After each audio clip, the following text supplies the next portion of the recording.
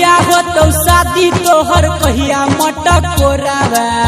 कहिया तुझे बही ससुरावा गे जान हे गे जान कहिया हो तो शादी तोहर कहिया मटक कोरावा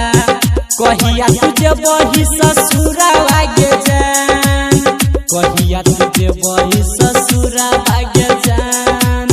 कहिया तुझे बही ससुरावा गे जान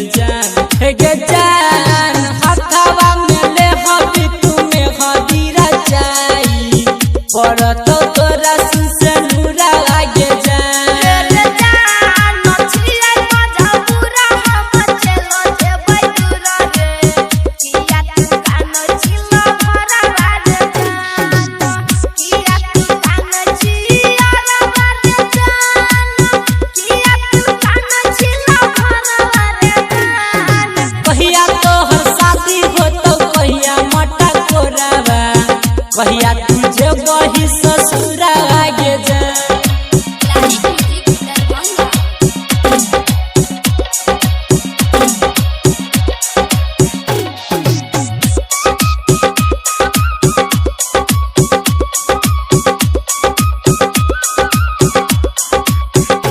हे गे जान हमारा भूले बही गई पाई के सैया चल जबही दोसहरा दुआरा गे जान चल जबही दोसहरा दुआरा गे जान मेरा तो रमन जिला भरा गे जान हे गे जान कोई तो जयमाला तो हर सुना न गे जानू गिरे लगतो